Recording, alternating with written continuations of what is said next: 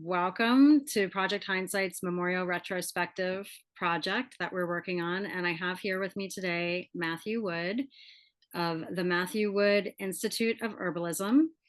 And I'm so happy to have you here, Matthew. You're a longtime friend of Robert Yeah. Schmidt and Alan Black, and also a teacher of mine. And I'm happy to talk to you today about Robert Schmidt's massive body of work and how it Yeah. influenced you and your work and your life.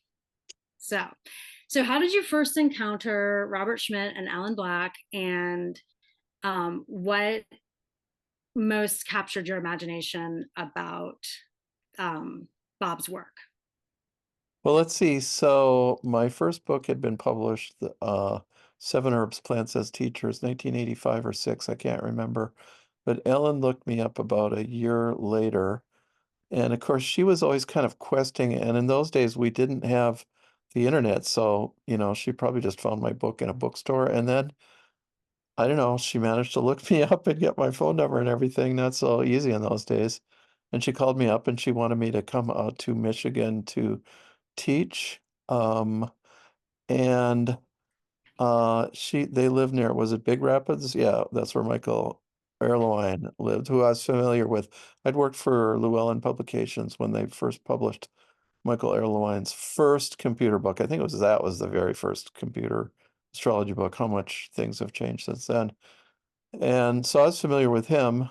I never met him on that trip. But yeah, so I agreed, and they didn't get together the biggest class in the world. It was about 5 people, including themselves. But, that was fine with me in those days because there weren't big conferences. And I taught a little bit like in the herb store, a dozen people, maybe now and then, and back in Minneapolis. So it was fun. That might have been the very first time I ever traveled outside of the metropolitan area of Minneapolis, St. Paul, to do a conference. So I have to, or a class set up by somebody. So I have to thank Ellen for that. Even though it was very small, that still was satisfying to me. Plus, they turned out to be such interesting people. And so I drove from Minneapolis to probably through Chicago and then up the eastern side of Lake Michigan to Big Rapids, and which was an adventure. I didn't drive that much in those days. And um and they lived out in the woods in a house trailer or something. And at that time, and I think the next year I came out, it was different. They lived in a nice house then. So and they worked for Michael Airline. So I was familiar with all that. And they were just getting going, I think, with their translation work for Michael. And Ellen So I'm sure I taught about seven herbs and then just herbalism and homeopathy. And of course, it was pretty primitive in a way because none of us knew a whole lot, but I knew my way around some of the herbs and homeopathics and enough at least to recognize uh, Ellen as a lachesis type. That's the people that talk with the uh, spiked tongue. They could strong verbal, and I gave her a dose of lachesis, and it really cured all her health problems for 1 month. And then it stopped working. It never worked again, which is interesting. One of the problems with homeopathy sometimes. Um, so so I got well acquainted with them. And gee, I met one of their friends who just passed through. I met him a couple of years ago, 2 years ago. So it's kind of still people I know. Alan, someone I can't remember his name. He's probably passed through Cumberland too. And then I went back the next year. They organized a class. It can't have been much, or maybe I just went to visit on my way somewhere else. But they were in a nice bigger house then.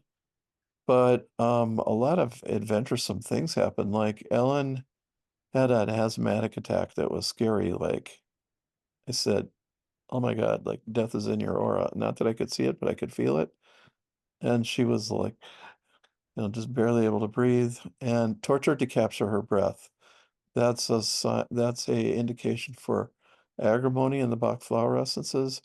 And it was getting dark, but I had just out in the yard, I'd found cinquefoil, which is a cousin, has all the same properties as agrimony. So I went out there and got that and gave it to her. And that released that, and Bob and Ellen both said that saved her life. I mean, that was really quite a, so it was a good thing I was out there. I was like, what the heck?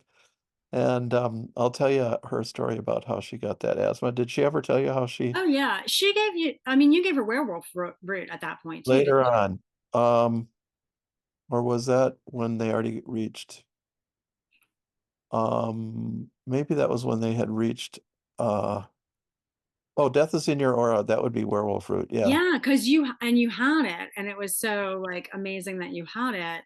Yeah. She definitely had told me about that for sure. Yeah. Yeah, And um, just to tell you her story about how she got asthma is quite fascinating. Well, wait, because that she told me that story when they lived in Cumberland. yeah, So do things yeah. kind of sequentially. But so I got to know them, and and they told me how Ellen, much more than Bob. Bob was working with Michael both times, so he was busy most of the day, and I had most of my time with Ellen. And she told me about their work and how they had initially translated Viet and that kind of Yes, time yeah. period of the 1300s. Already they had kind of moved on from there, so they weren't talking about it a great deal. So, I mean, that would be their very first level of kind of this work on something that would change the world. And I mean, that work alone is probably still beyond academia and all but a few mathematicians, showing how basically what they showed was that the Renaissance, which really began in the 1300s, the Northern Italian Renaissance began, Viet was Italian, began with reconstructing Greek mathematics and from that reconstructing knowledge in general.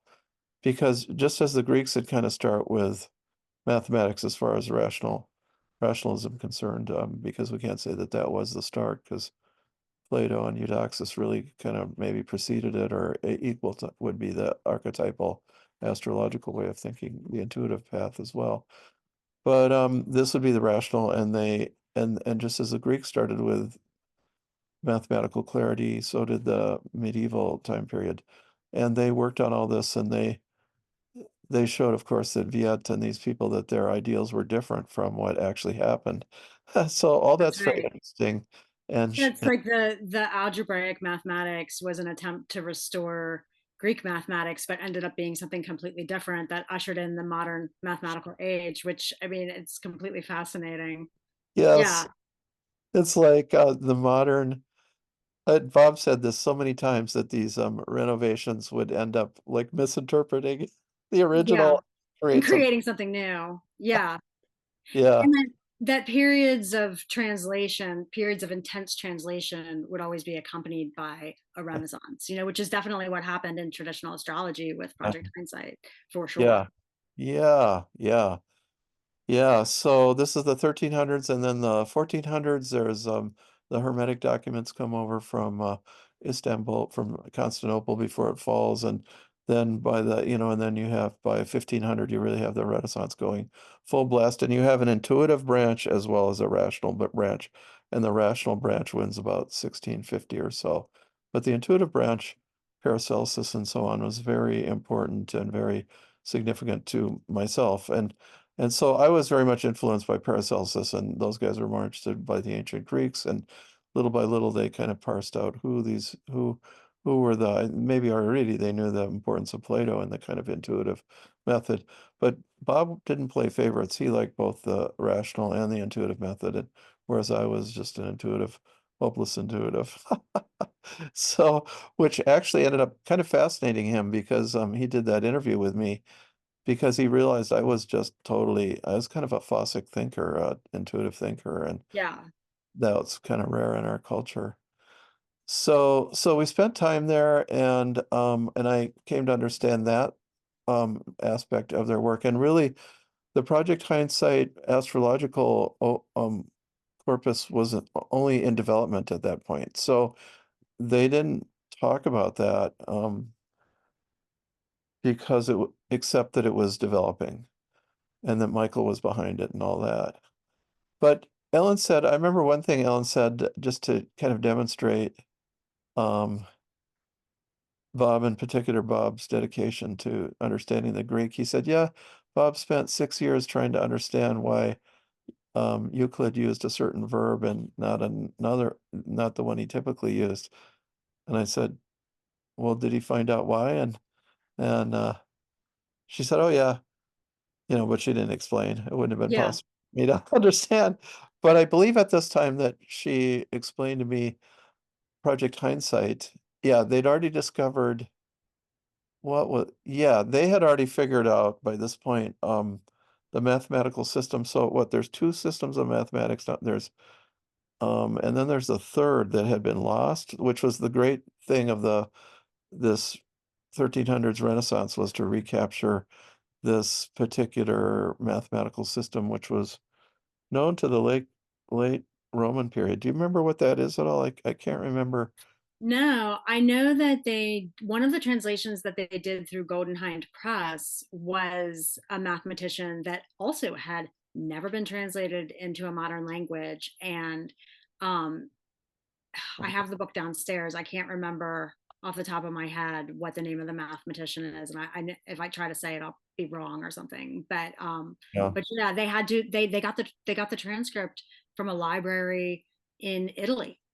Um, Oh wow. Yeah, at that well, it's the time. kind of thing they would do. Yeah, Yeah, and I mean, that's how they originally got the manuscripts that they translated through Project Hindsight too, is they would go to the library. And remember, the library used to keep everything on microfilm. So there'd be some yeah, library somewhere that would have this that they wanted on microfilm. yep. And then they would get it on like a library loan and then pay to just have photocopies. Uh, yeah, their local librarian must have really been fascinated with them. Yeah. Yeah, especially in a place like Berkeley Springs. I Yeah. guess Cumberland had maybe some wisps of old time civilization still clinging. Yeah. I think they got a good bit from the Cumberland Library as well. I remember her telling me about that. Yeah, yeah. Well, this I do remember now. This was Euclid's second system of um, mathematics. So he invented two systems, and the second system, I asked, well, what is it like? And she said, well, it's sort of like rays shooting through numbers. Oh, wow. Yeah, I'm not familiar with that. I know that they were really interested in analysis and synthesis, the Greek method of analysis and Uh, synthesis. So maybe that's what she was referring to. I do not know. no, this was some way of relationship between different numbers, like say uh, prime numbers, like shooting through, but this is something like that, only it was like, I mean, it was just crazy. It was like subsystem. Nobody understood it but them because it had been Yeah. forgotten. And I asked, well, so what is its purpose? And Ellen said, oh, it was basically Euclid's way of showing off. I mean, this is the kind of weird, mindset where they were. And and I did suggest sometime later, I said, well, you could probably sell this to the CIA as a encryption technique, and nobody in the world would know anything about. And like Bob just dismissed it, like, oh, like practical. I don't care, Yeah. making money, huh? But Yeah. uh, so that was my visiting with them, and then they moved out to Berkeley Springs, and they were certainly established there a year or two or three. So if we go from 87 to 88, yeah, 92 would be the first conclave. Yeah, so it seemed to me, I mean, to me, it was like a completely different arrangement of energy. There they were in their own house, which was more permanent, although they were renters. They stayed there for, I don't know, 5 years, and her mother lived close by, so like, well, really an hour and a half away, but it was a little bit more home, and um uh and they were happy there, and there were some alternative thinkers there, like Joe Lillard, who owned Washington Homeopathic Products, who was actually a friend of my cousin Julian Winston. And because of that, there was a small alternative community there, besides which it it was not that far from Washington, D.C. and so on. So Mhm. yeah, I mean, there were just some hippies who they weren't old in those days, middle-aged hippies who'd moved out into that area. So it was, I mean, I didn't get really to know anybody but them and Joe Lillard, but it was an interesting place. Yeah, Joe Lillard actually set up a shop that was like featured antique homeopathy. So I mean, it was like really a cool place I because remember that shop, and he had all of that really antiquated homeopathy and yeah, some remedies from that era as yeah, well, because homeopathy doesn't expire. yeah, I mean, he still had, and they would sell remedies out of that yeah. storefront. But did you knew Joe Lillard from before, didn't you? Or Well, I knew of him, but I didn't meet him until I had went up there. And because my cousin Julian, who lived in Philadelphia, he and Joe were very good best friends, really. And so I knew his name and I especially looked him up when I got up there, but I didn't know him personally. Yeah. So did he also own the movie theater in Berkeley Springs? he could have. I know. Oh, no, that was a woman who was a friend. That was another kind of alternative old hippie. Jeannie He, Mosier. yeah, and that became, wasn't that like a coffee house or?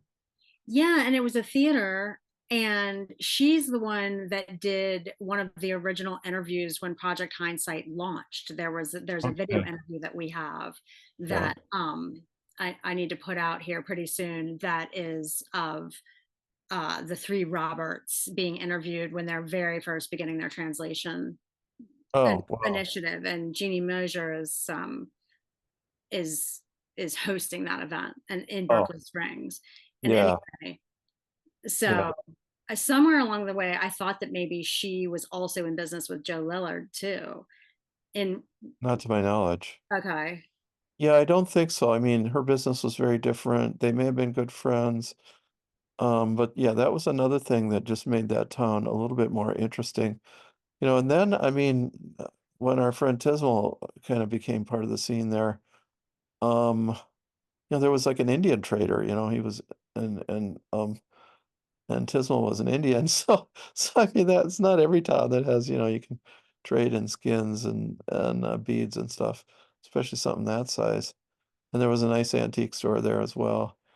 And so it was definitely a bit of a happening place for being out in the middle of nowhere. Then also it had those ancient baths, that George Washington had gone to. I only once ever went to them. Um, yeah, I just wasn't raised in the sanitarium bath culture or anything. But uh so that was that. So I went up, yeah, visited them and there I may have had to give her werewolf root again, or I gave her agrimony. I remember yeah, that.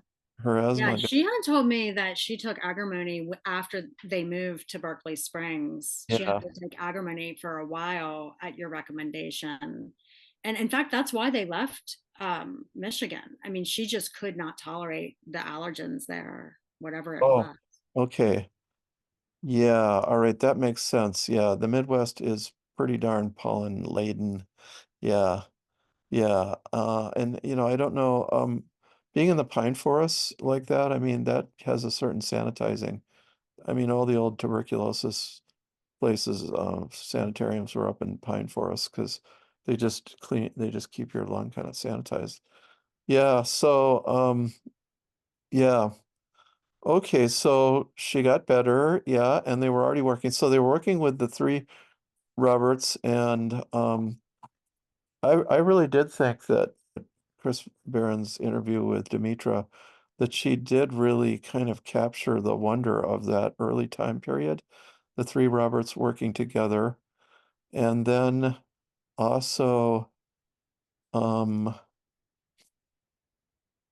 uh who else? And I think when Bill kind of captured that a little bit in that interview with Kentucky Astrological Association.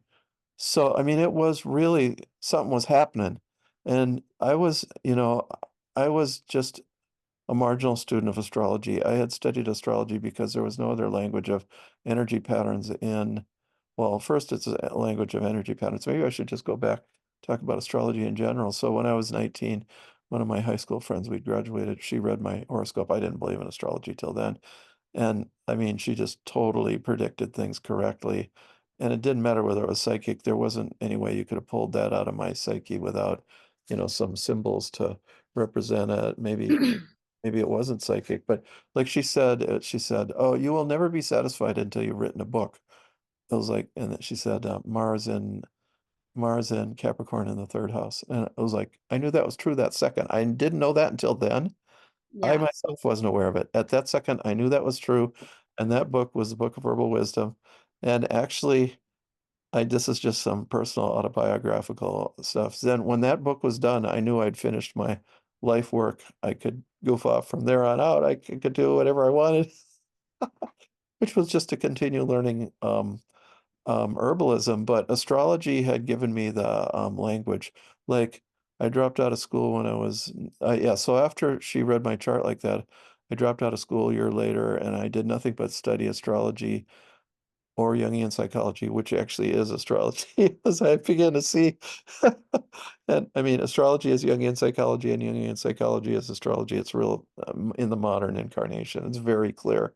And so I studied 3 hours a day for a year. And, after I learned it was a language of energy patterns, I thought, oh, I think this way. I've got to learn a language. I grew up, I probably mentioned on this remote Indian reservation where they didn't think like they were Fossil thinkers and speakers. So I wasn't exposed to logic except through my parents. And my dad said I understood Muskogee as well as English. By the time we left, I didn't speak either one. But because of that, so really, to my mind, I always felt like I was translating English from another language, like I think in a different language. I don't know Muskogee, but I think differently. And this was part of why Bob found it really interesting the way I thought and spoke. So when I was 19, 20, then I realized, oh, I have to learn how to speak with these symbols, and therefore I have to study astrology. Studied for a year. After a year, I could speak to other astrologers. And I thought, okay, now I have to translate this out of astrologies into regular English, and I can speak to everybody. And that's what I did. So you're thinking Saturn in your mind, but you're saying authority figures and this and that, and seriousness and the law and whatnot, or Venus, everybody still kind of knows Venus. But or the sun or the moon, the sun, the self, the center of, your heart, but like in the Chinese sense, heart stores the mind or Shen, and spirit, and that path in life, that forward sense of who you are and moving ahead in a path, or the moon, the unconscious, Mercury, the speaker, communication. Um, I mean, they all, so, and then the outer planets, fascinating too. And then the signs. So after a while, I mean, it all seems very simple, but that's not how they taught you to think or speak in school. So I had to learn to think that way from those archetypes and then translate them. And there's many more archetypes, and it gets so you can just see the pattern. You don't name it. There's no cultural name for it. You just say how it comes to you. So that was me. So actually, I would say I think that Bob and Ellen probably had to do that too, had to learn to translate, to adapt all those symbols to their method of thinking and speaking. And then that they were, I mean, Bob especially was knew rational logic and stuff, but I think that they had to speak those two languages. And Bob says astrology had to originate in a time period when those two languages were both current, and that is the lifetime of Plato, Eudoxus, and Aristotle. And Aristotle really brought an end to that. He Yeah. really, yeah. So that was my preparation then so I learned it, and then I kind of dropped out of doing charts and stuff, in that I just wanted to know astrology um as a language. So there we were up there, very exciting people. Of course, um, Bob Zoller is kind of eccentric, weird scholar like them, not as well trained, but you know, sincere now and knowledgeable about some ancient languages and thinking and stuff. And Robert, what's his name? And And yeah, who I was, he's more like the great spokesperson of astrology, and you just kind of want him around just to. He's not as much of an original thinker as he is a spokesperson. So he was an important part of that, I think. But his mother had written a book on Hawaiian kahuna, um, which is shamanism. So, I mean, he was a bit from a real different perspective also. And um, so they all were people who were moving outside of the mainstream and not just a little bit. And yeah, that's true of most astrologers. But I mean, you could really see where they were coming from very different cultural, I mean, just a real different cultural background, each one of them. And I mean, significantly so, that went beyond astrology. I still am not exactly sure where Robert Zoller came from, except that he kind of identified with growing up or coming of age in Putnam County, New York, north of New York City. He had just the weirdest. Yeah, all the old families, yeah, they just all lived in the basements of the rundown houses and including all the Indians that had lived there, they just intermarried with everybody. It was kind of a weird view of Putnam County, which is fairly close nowadays to downtown to Manhattan, but Well, he'd and lived. he had been trained as an electrician as well. Yeah, well, I mean, he And had this kind of rural hillbilly I think he had worked alternative. as an electrician for some time. I mean, he told me a couple of stories of being shocked really, really severely. Oh, Yeah. oh, okay. Yeah. And so kind of rural hillbilly, weird kind of, background. Well, and then being a great intellectual too. So it was exciting being around all of them and around Bob and Ellen. And Ellen loved to be a hostess. Like she loved to be a hostess and she would have just gone on and on. I mean, she really sacrificed herself. I mean, they have that huge house available for having meetings and stuff. I mean, who else had that? Nobody in any part of the country. And 36 rooms or something, 10 bedrooms, 10 bathrooms. That's what we saw in the advertisement recently. And um well, that wasn't available yet. So we had the first two phase conclaves in Berkeley Springs, and I cannot remember what I spoke on, but I do remember Tismal joined us the second year. So Tismal was this fascinating Indian guy, Muskogee from Michigan, actually, strangely, originally, and Minnesota. And I mean, he was a dimension shift apart. I mean, he too, and really much further than any of us, because I mean, he really could perform magic. I can't, I didn't, let's see, did I ever witness? Well, like there was a conference of veterinarians in downtown Minneapolis, maybe in the early 90s, and a little bit after the conclaves and mid 90s, and Linda Tellington from the Tellington Touch major horse trainer method. She was there. And um, while she was out of her room, somebody stole one or two rings. And then they blamed the housekeeper. And Tismal like tuned in. Tismal was asked to tune in. He tuned in and he said, "No, it's not the housekeeper. She's being used as the fall guy. It's really this person." And he pawned them at such and such a shop. And you go there and you'll find them. And that's Wow. all true. Yeah. That's pretty good. Yep, right, right.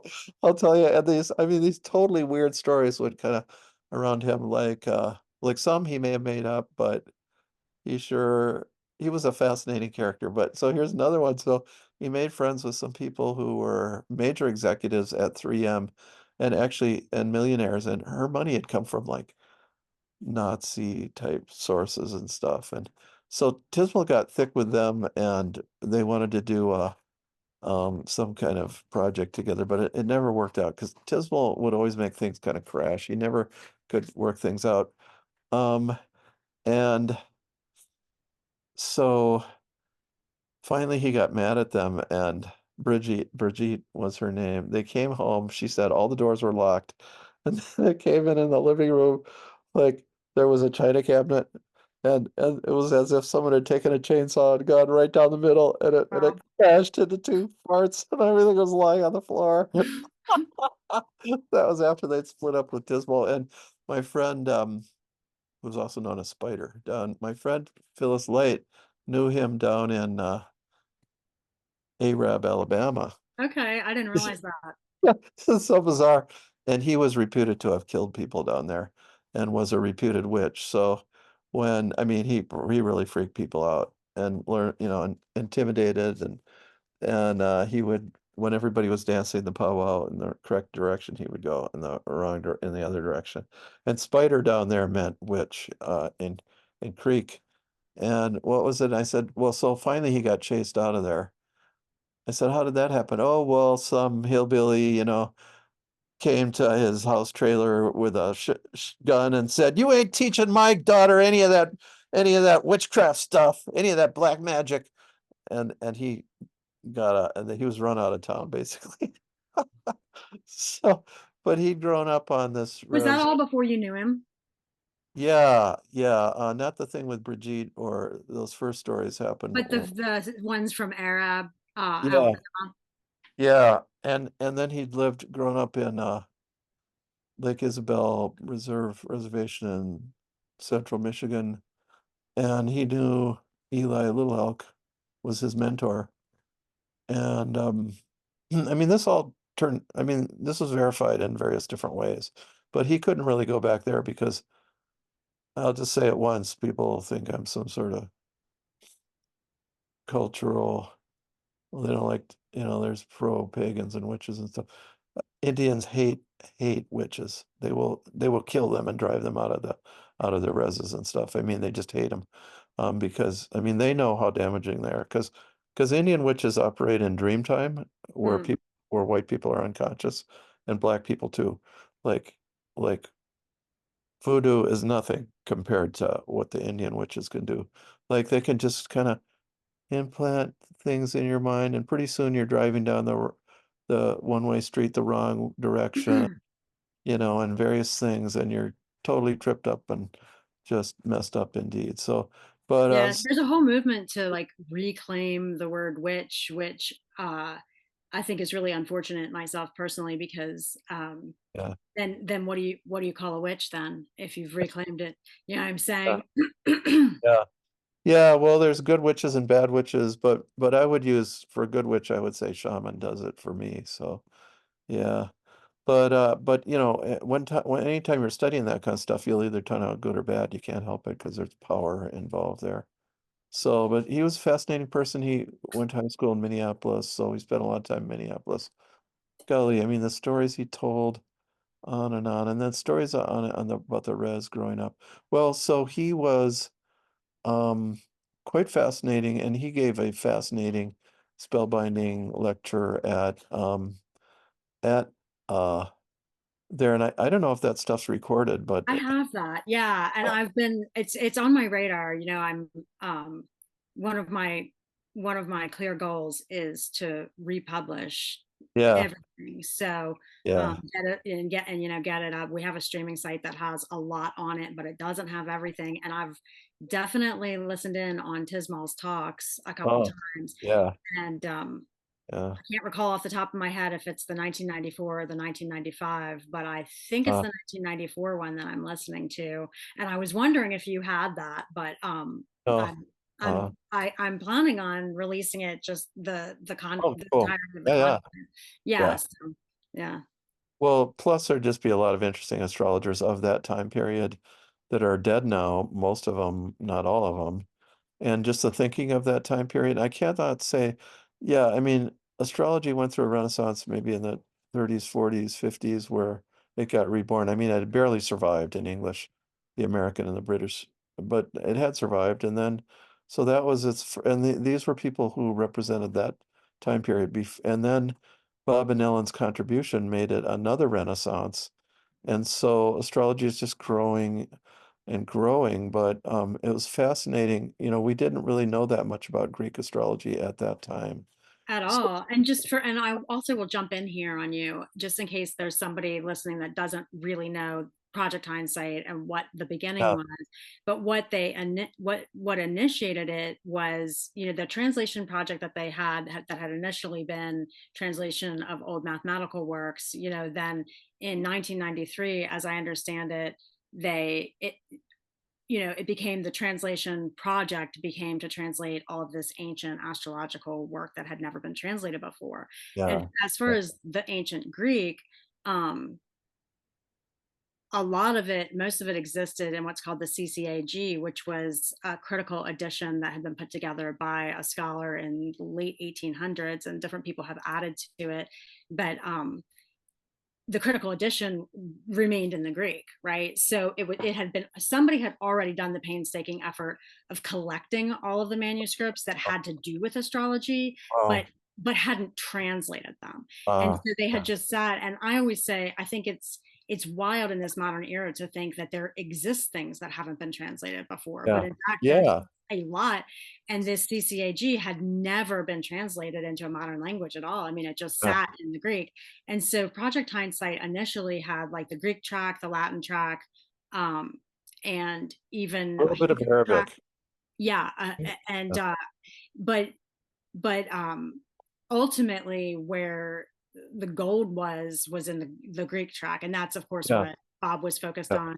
And so he was translating. First, they translated a 16 volume set of like these little blue booklets, and then as time went on, they published a few other right, translations as well. But yeah, yeah, so that Greek, nothing was known of it, and what comes down to us from the Greek was very fragmented and um like a reduced it was like a reduced form of astrology. I mean, and in many ways, I'll say too, um what you have done for Western astrology always reminds me, it always herbalism. struck me, sorry, of herbalism, it always struck me as very parallel to what they were doing in this other way, like whereas they reached back into the Greek period and restored this astrology that had otherwise just sort of laid in a reduced, shambles Yeah, format. With herbalism, I feel like you did a similar thing, yeah, because that's herbalism true. kind of lay in shambles too, and was like this sort of reduced, almost like a la carte kind of Yeah, system. I guess I feel like you restored that Western energetic system that had yeah, really been lost and fragmented. And, people even now still will think like, well, there's Eastern medicine and Western medicine, and what they conflate Western medicine with conventional medicine, whereas yeah, there's a Western herbal tradition that yeah, is, but I credit you largely with, restoring that, and in a very similar way to how they restored yeah.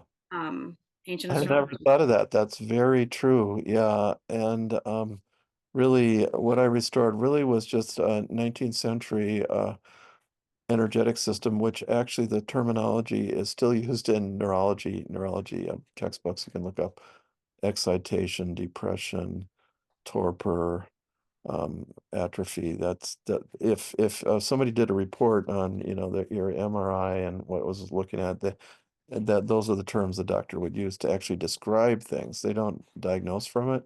But that was fascinating, and that's a reinterpretation back to on the 1700s and back to the hot, cold, damp, dry, the Greek system. So actually, it is continuous. I did try to show that whole, more or less unbroken, although like, there was a darker period, Dark Ages, and where the Greek system was lost in the West, not in the Greek, not in Byzantine. And yeah, so very similar, and it really is grounding and really helps you feel confidence. It just is so much better than, you know, yeah, it's great to be an astrologer and to study astrology, but where did this stuff all come from? And like, basically kind of modern astrology came kind of from Evangeline Adams and Alan Leo, like just m making them, and a lot of it was invented to be psychological so that they could get out of the laws against um, fortune telling. So they made it Okay. psychological. They gave it a psychological interpretation. Then Jung came along and he really deepened things a great deal. And his archetypes are almost all of them are. I might as well digress on that for a second. they're really astrological. So yeah, so they really became the archetypes of his system. And so astrology up to the time of Bob and Ellen was, based on all these different things. It was far more psychological. Dane Rudhyar and all those people were kind of very psychological and a little bit less mundane. There certainly were more mundane astrologers around there. And Bob and Ellen really rediscovered the entire tradition. I mean, just a huge amount, not only techniques, but actually more what things meant to the ancient people. And they were not as psychological intrinsically, or what to us would be a psychological motif would be for them a god. I mean, literally Mercury, the planet would be Mercury, the god. And well, so this was an exciting period. And one thing I did, I remember, which probably, which you wouldn't know about. So Robert Zoller had a girlfriend in Chicago, and they had a meeting. All of us met there. Maybe this might have been when Bob and Ellen had not yet left Michigan, but it was already things were beginning to move towards Project Hindsight and Robert Zoller. And I can't remember her name, but she was an interesting person, astrologer, lots of money, and and we met and had a fun time there as well. So it just went on and on, exciting period of discovery. And then finally they started working. Then unfortunately they had the whole split up. They had problems with Robert Hand, or rather, I mean, the way Ellen presented it, she just couldn't stand Robert's new wife, and his new wife couldn't stand them, and so things broke up, and Robert had already left kind of voluntarily and was not really in that. He really only wanted to contribute one book, I'd have to say, the Al-Kindi. I mean, that's what I would say. What the problem was is that was all he was really interested in, which was kind of like a early Dark Ages for Europe, or Arabic Renaissance, 800s, 700s, Al-Kindi, kind of magic, talismanic magic, and astrology and so on. Well, so that was pretty interesting. But so then Bob and Ellen continued on their own. Um, and this was not yet, the whole thing hadn't fallen apart yet, but so they taught, with Demetra at the college, Kepler, and various things, and continued expanding. And there were various conclaves at their house so her mother died, and they took over the house, inherited the house in Berkeley Springs, and In uh, Cumberland. Yeah. yeah, yeah, in Cumberland, and then were hosted these various conclaves and classes, and it's from that time period that date, of course, some of these great Wentz and Wither and Same and Other, and um, in Wentz and Wither already, Robert says this astrology had to have originated in a time period when Yeah. Phasis and Logos were both happening, even though he doesn't use the term Phasis. And so that to me was amazing. That showed the continuity of his thought, that he realized that far back, and it would be another 10 years before he'd have any, or 7, 8 at least, any real evidence of that. And really, it was only shortly before he died, really, 210s, that he finally had the real proof that it had to have originated in that time period between um, Plato and Aristotle. And then finally, they felt real proof, each working from a separate direction, that it was Eudoxus. Oh, and the main aspect of the discovery is that Bob had insisted on calling Hellenistic astrology. Like if you listen to his early lectures, Yeah. the phase lectures from the 90s, he's still Okay. calling it Greek astrology because of course it's written in Greek and that's what he was translating.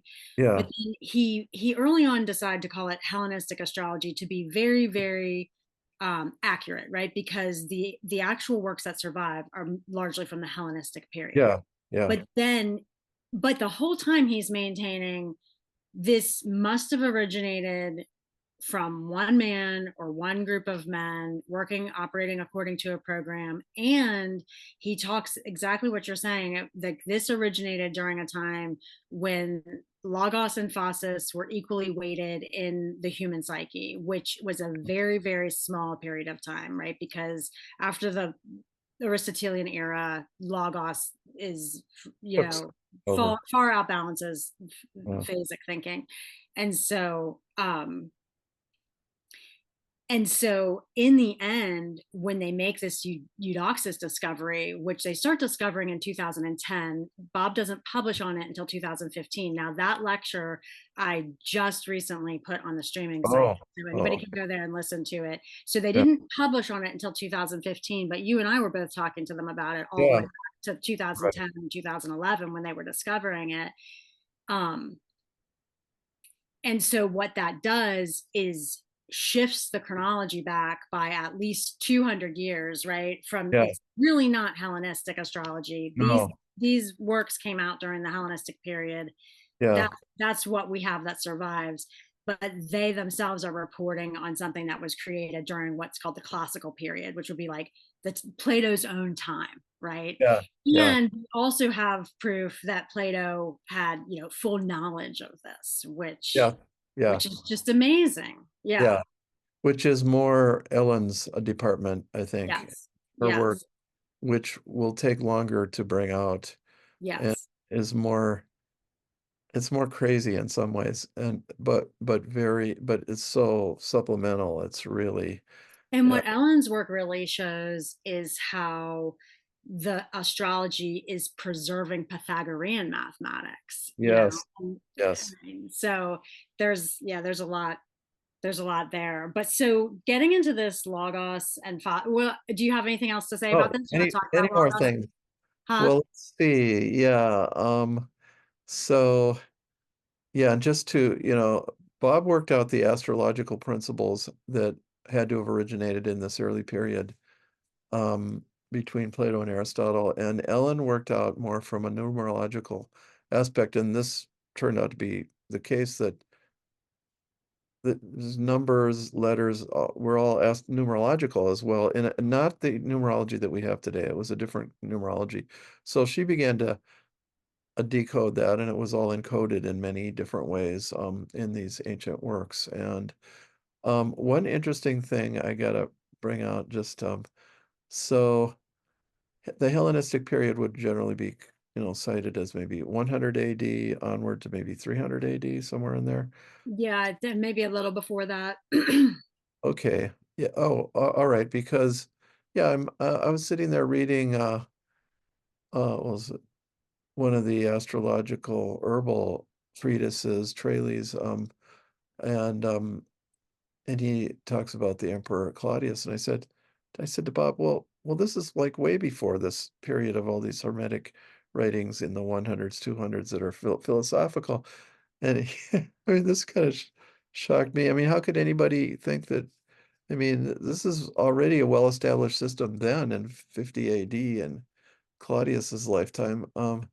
He said, "Oh yeah, oh well, the astrological Hermetica are older or are dated to an earlier period than the philosophical, which is very suspicious. Like, yeah, well, maybe the philosophical belonged to that same period too, you know." An Yeah. Another thing, so one of the really central Hermetic documents, although it's dated very late, so they can't find any example of the Emerald Tablet of Hermes until about 700-800 AD. And then it's already in like Syriac or something weird. But it's translated from Greek. That's much as clear. So this is kind of held to be like part of the origins, like to go way back. It's an early alchemical text, and I remember talking to uh Bob about it and just going through some of the first lines and stuff. And I said, and this is, um derived from this by adaptation. And he says, oh, oh, well, that's a pre-Roman Greek concept. I mean, he immediately had it already tied down, like you couldn't have stated that even in Syriac in 800 AD from an older Greek document. He said they used adaptation. well, a little bit related to how we use adoption. If the master of the estate adopted an heir, the word adaptation came up, the Greek word for it.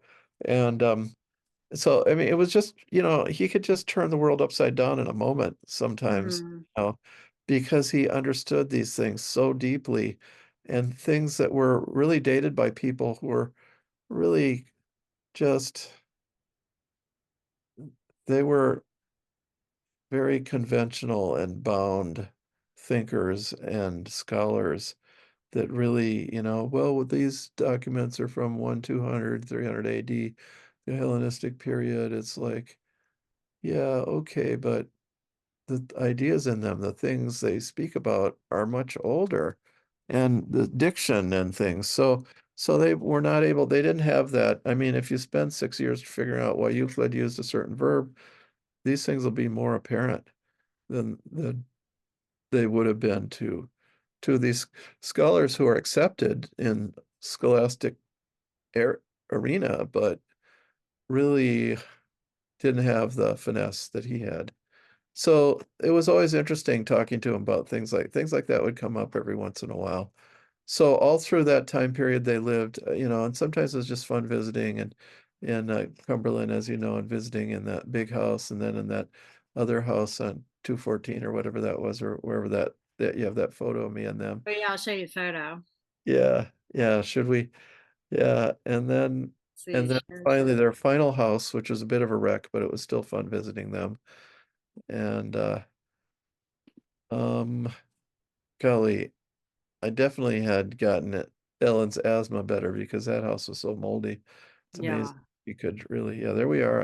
I've lost some weight since then, but there we are. And yep, that's kind of just really looks like all three of us. Yeah. It was such a beautiful house too. It was Yeah, more, this was the house where they moved out of the mansion and then moved across the way to Cumberland Street. And I think they were here for like 2 years. yeah, yeah. It was a beautiful house. It was only 7 bedrooms instead of, whatever. So, but then it sprang a leak and Yes. they had to move out with all those books and everything. The landlords had a real hard time getting on top of that. Yeah. So then finally down to that last house. By that time, by these two houses are fairly isolated. You're a friend. They have various friends who come and go, but visiting Dale and so on. But they're working on their own more and more and original material, which nobody appreciates because they're so isolated from the mainstream of astrology by this point. He still has his small classes and things. And but it was still very exciting. So, they gave me copies of Wither and Wentz and Same and Other, but I just never listened to them. Same and Other, and then, oh, that's Plato. I just like, I mean, even actually, Same and Other is like, when I think about it, it's really quite a way to, I mean, that's just like Carlos Castaneda with like Tonal and Nagual, the known and the unknowable, and or the unknown, and I mean, it's really pretty amazing. That was, Plato's thing. Well, I didn't know about Phasis and Logos, but during that time period when they lived over there, he did that interview with me on intuition and stuff, because I did really think very differently and speak differently than a lot of people. So that Yeah. brings us down. That's kind of my historical, but I do want to say, so after he died, then I started to listen to Same and Other, and I had to drive to South Carolina. Let's see, I'm gonna go to another room and they'll quiet down and they'll talk puzzles. Um, but so I drove from like a day-long journey to South Dakota, far edge, and I listened to Same and Other the whole way, and whoa, my God. So that's when I truly learned about Phasis and Logos, and also I read, and then, well, I'll get onto that. So Phasis and Logos. Phasis is, Bob translated it as meaning to allow the things to speak for themselves. And the words for phasis can be translated as appearance, description. So you're describing an appearance. You're describing the appearance. and phenomena. Although the crude interpretation is stuff. And so you're allowing the phenomena to speak for itself because you're just describing what it appears to be. So that's phasis in its really simplistic form, and then you can expand upon that. And expansion is by comparison because they don't have logic. And I do have to say, well, I will get into the other source, how I learned about phasis and logos too. So the other source is um, the so the next step is you compare two things that are you can't you don't have this lo the syllogism logos. You don't have the ability to learn new things by extrapolating by argumentation, really. If Socrates is a man and all men are mortal, then Socrates is immortal. So you have just proved that Socrates is mortal. And most people would agree with that, but that's an argument. That's how modern science works. It's based on this, um, if, test, then. And that is always linear. It's always time-based. It's always materialistic. And it does not go like vertically into another dimension. Whereas, so with Phasis, you can't use that system. How are you going to teach somebody something new? You have to have something, you talk about two things that are similar. So let's see. Um, or in contrast, actually, so the two great thinkers or speakers who speak in Phasic language are Heraclitus the Dark, the obscure, and Jesus. And they are the two speakers who rebel absolutely. They're linguistic rebels. They will not speak any other way if they can help it. So Heraclitus says, the road up is the same as the road down. Well, so that's an observation.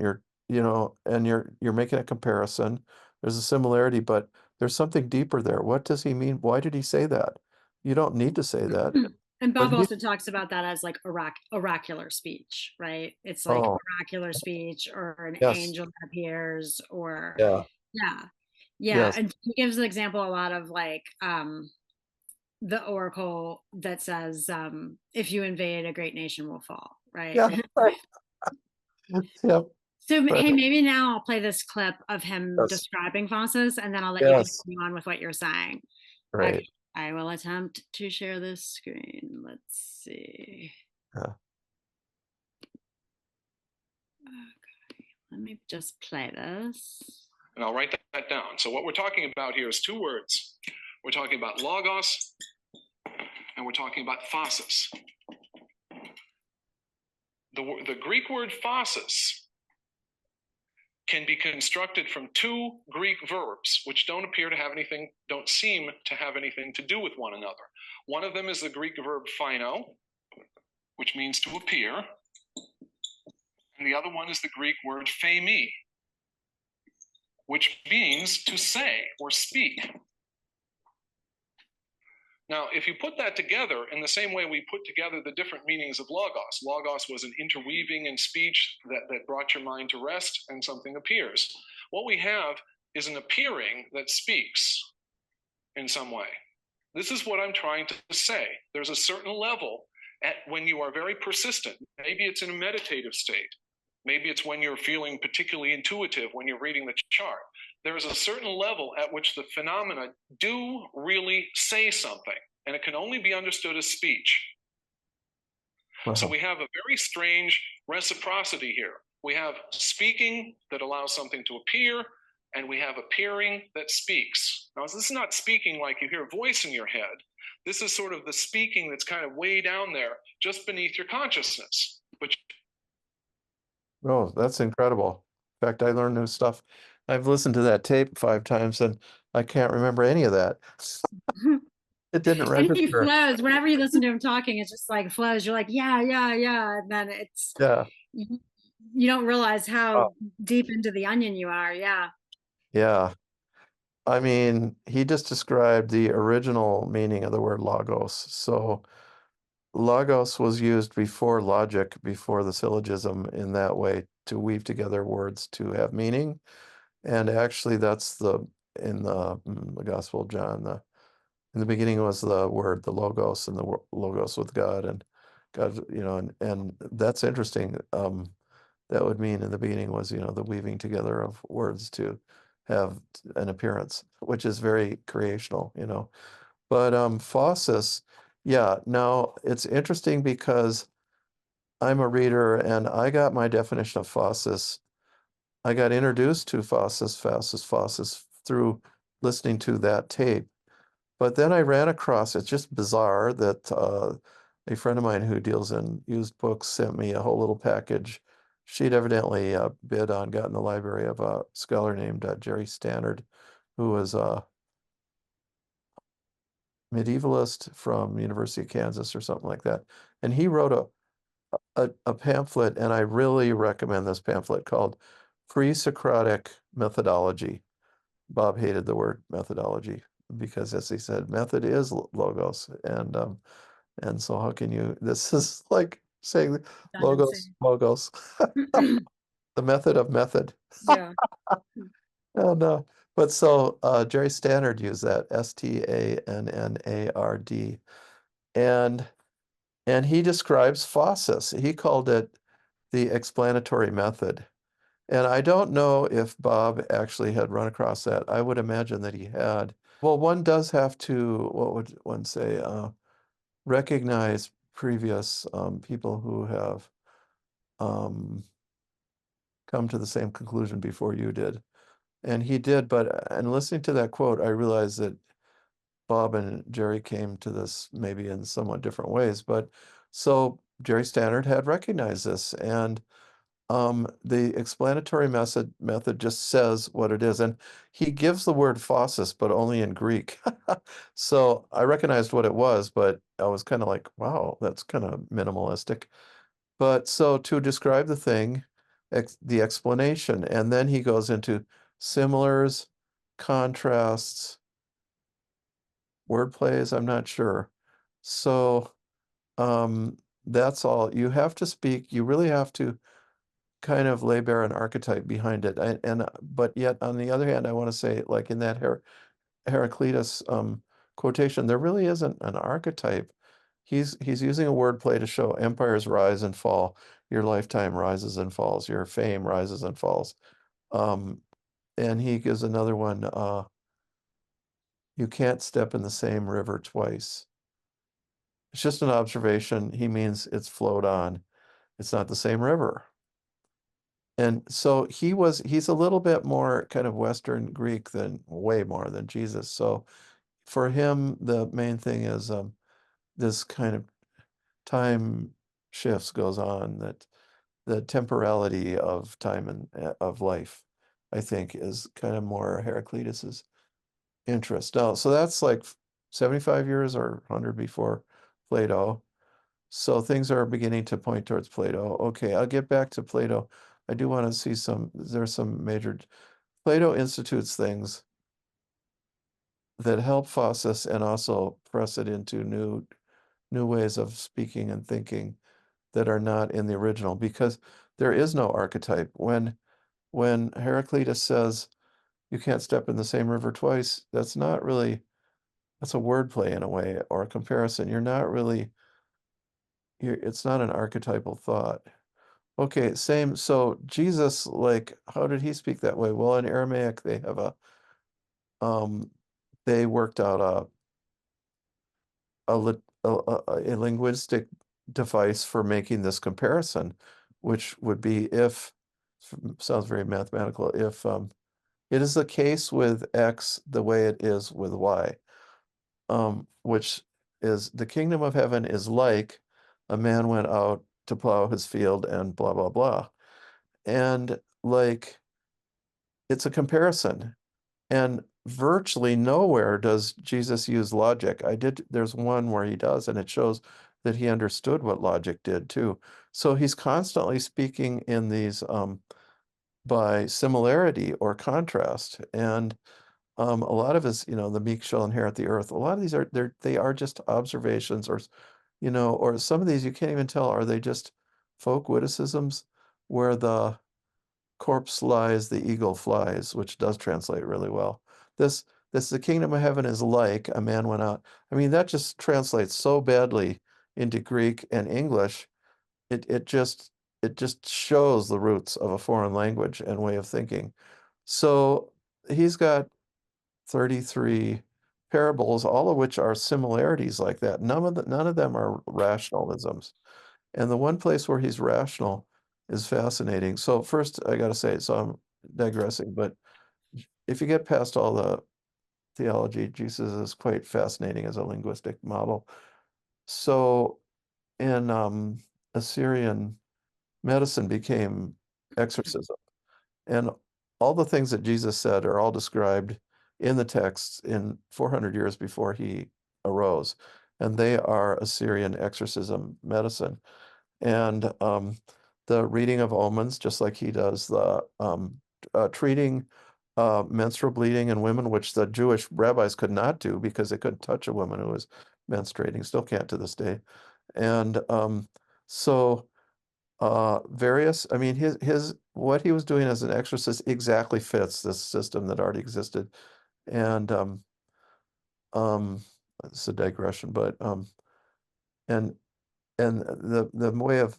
the way of casting out the demon was by the finger of Ishtar I cast you out, blah blah blah.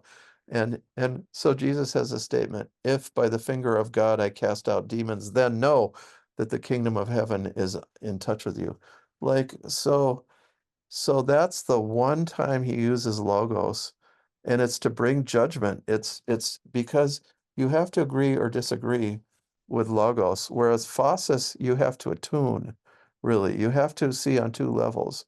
So that's fascinating that he actually seems to have he understood, he didn't like this Greek method of forcing you to think in a certain way. And instead, he wanted to think by pattern. Well, so Plato comes along and he differentiates this, and he really realizes there are two different ways of thinking, and he facilitates each one. And Aristotle, I think I learned from Bob, says that Plato is the first one to have used the syllogism to gain knowledge. But he also works with establishing the whole archetypal perspective, and in that he changes, just like the speech mechanism in Aramaic, you can use it to do analogies, but they're not archetypal. Like Plato comes up with the idea, the eidos, and that's the archetype, and how to think from an archetypal perspective. And that really changes the whole um, Fawcett method. Like, and that becomes that, and astrology takes advantage of that. Astrology is a language of energy patterns or archetypes. And so um Plato did lay the basis. Before him, it was more like these word plays that you see with the road up is the same as the road down. The kingdom of heaven is like those people were not speaking, um they were not using archetypes. And you just see this like in the book of Genesis is written this way, one thing after another. It's a wordplay bringing something out, wordplay, wordplay, wordplay. And they didn't really do um, archetypes. You could tell that that's not how they were thinking. After Plato, that's how we think. So, and so you get to Paracelsus, you get to medieval people, you get to modern people. It's all thinking archetypally, including myself, and that's different. Now, this other speech pattern, like when we have people, they don't like to talk about different cultures and races and stuff, but honest Indian, the old stereotype of the Indian speaking and just stating the fact without a judgment, that is phasis. And when the anthropologists interviewed the survivors of the Battle of the Little Bighorn and asked them what was, you know, to describe their experience. And then they'd say, well, what was going on in the other corner over there? They say, oh, I wasn't there. You have to talk to so and so. They would never describe something they had not experienced. And maybe if that person died, they might say, well, Thomas Big Bear, when he was still alive, he would say, he might have said, he told me this, but that's just because I heard it. That's. So, also with their animals and stuff, that's their archetypes, except that they don't have as well developed a kind of archetypal system as astrology or Plato, but it's very similar that way. So, yeah, so really all indigenous speech pretty much is Phasic until Logos comes along, and then that sweeps the whole world away and changes it. And everybody wants to speak in logic, and it's almost like a disease. And like every single writer in the Greek Bible, New Testament, quote unquote, uses logos, all of them, except Jesus himself. And so this is very much the Greek education of the time. They're all well-educated Greeks, whether they're Jews or not. And this is true. Well, they are all Jews, I think. And and then you would find this in the other, and I mean these speech patterns and these methods, they lasted thousands of years, oh, like um Thomas Jefferson writing "We the People" and the Declaration of Independence. This is this is Ciceronian um, speech patterns that are that were taught, especially to Southern gentlemen. And it's the same with Martin Luther King's speech. It's like no matter what race you are, if you were educated in the South, you would have this sort of Ciceronian way of speaking. Senator Randolph, now speak. And it was like they were taught to be great speakers. And this goes way back. And so these language things have survived just unbelievably. And with the Phasis and the Logos, what's so incredible is that and, well, it's incredible that Bob uncovered this and also Jerry Stannard, because I've never seen anybody else write on it at all. Anybody, nobody. People will cite Jerry Stannard, but they don't develop it at all. But it's like there is no word for this in English. The Greeks were there when that division was made, and Bob picked up on it. But modern people have no way of describing, oh, honest Injun, like it's like some cartoon or something. And it's like, oh, don't talk about Indians as being different or something. But it's like, yeah, they spoke honestly. They said what they saw, and that was it. And and this this got displaced, and therefore you go to a school. Well, my dad was a teacher for the BIA and down on that res, and like they didn't know how to talk in that way the white man spoke, and I kind of wish, and still you can still hear this because I have plenty of Indian friends, that they don't always comfortably use the syllogism. And I would really like them to know, hey, your way of speech is different and it's good. And this is how the white man is speaking. So, but in the white culture, as in the Indian culture, there are no names for this. Bob really brought out, I mean, because Jerry Stannard didn't even translate it into English, Yeah. and Bob brought it out, and we're just beginning. And like, I spoke about this on RSJ, our Real Spirit Journey in my institute. I spoke with John Bachlan, and he did listen to Bob's stuff, and he really gets it. One time I was kind of being syllogistic, and he said, "Oh, you're no, that's not the way to think or speak." He caught up on it. I mean, he knew that enough by this point. He's conscious of it enough to like know when to speak that way and when not to, and when it's not a good idea. Yeah. It's not a good idea spiritually in a way to be stuck with the syllogism. So, or Because you have to be able to see things for what they are. yes, That's, first, and I guess both ways. I mean, you have the unconcealment, and this idea Yeah, of truth is unconcealment, and in yeah, order logos is what you use to unconceal or to conceal, yeah, right. um, whereas phasis is the appearance, as Bob would say, the appearance that speaks, Yeah, yeah, and I mean, we do have the word, like the phase of the moon, right? Like there's the yeah, phases of the moon. It's like how it appears, and how uh, how the yeah, planets have their appearances.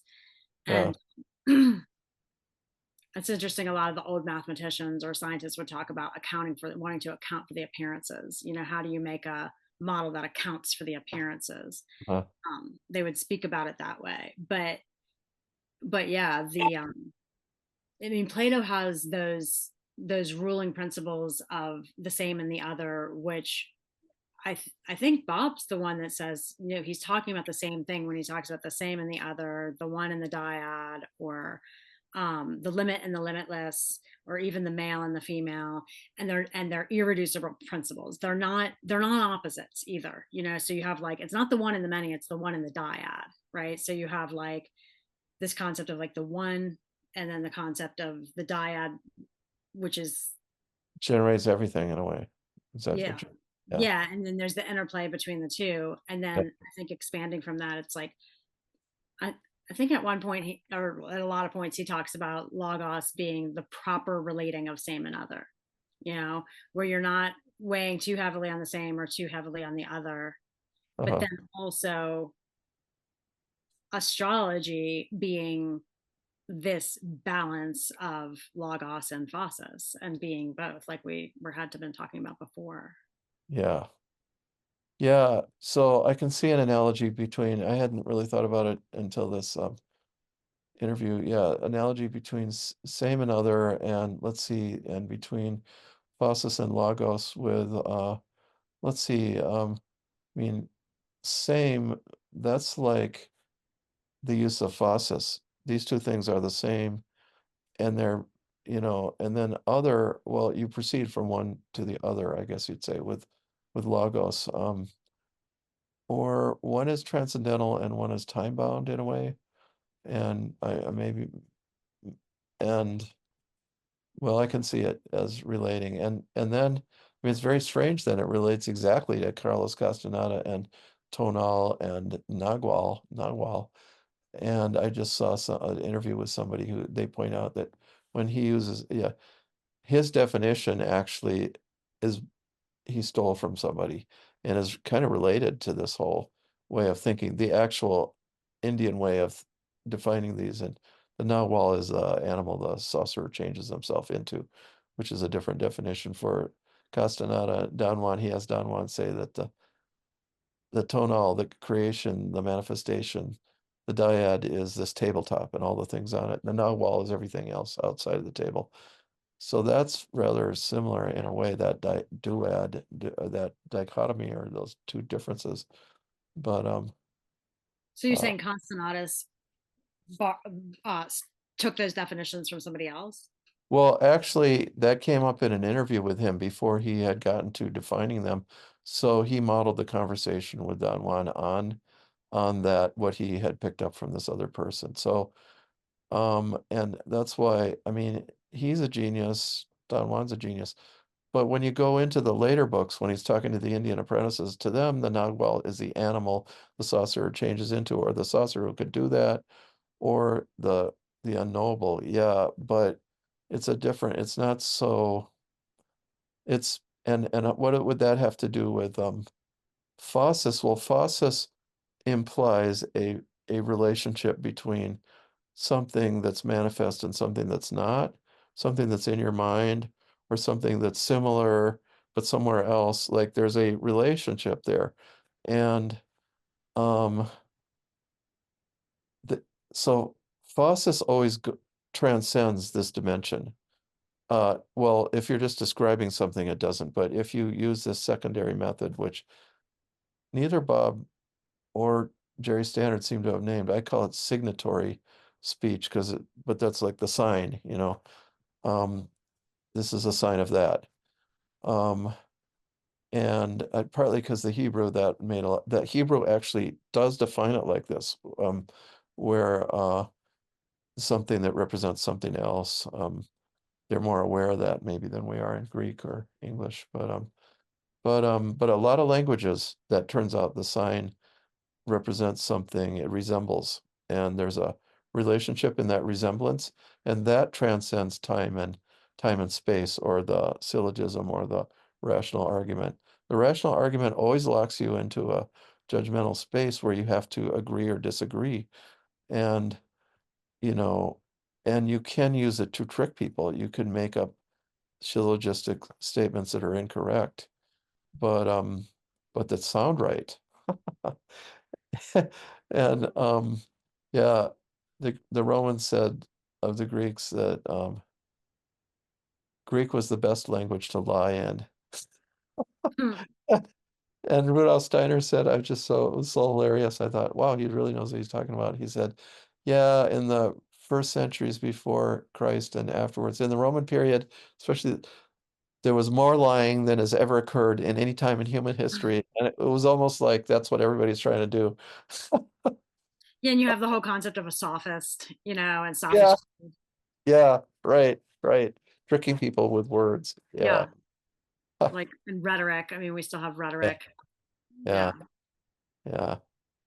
Yeah, that's funny. Yeah, when I got divided between the Minneapolis campus and the St. Paul, which is the agricultural campus. And the Minneapolis campus was English, St. Paul campus was rhetoric. Huh. Yeah. Uh, yeah. So let's see. So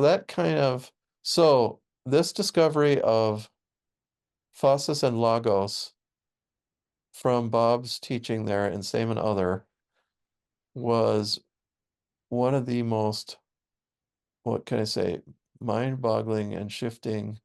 It was like reading a Castaneda book to me. It was just otherworldly. It like created something like, holy cow, that's unbelievable. And it was, I mean, yeah, it's not like magic like Tismal would do, like just crazy stuff. It was magic in a different way. It was a gestalt movement, in your brain.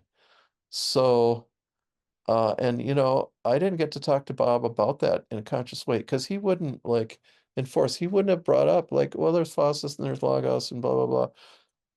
He would have waited for you to bring it up, I think. And um, so he didn't use those terms when he interviewed me.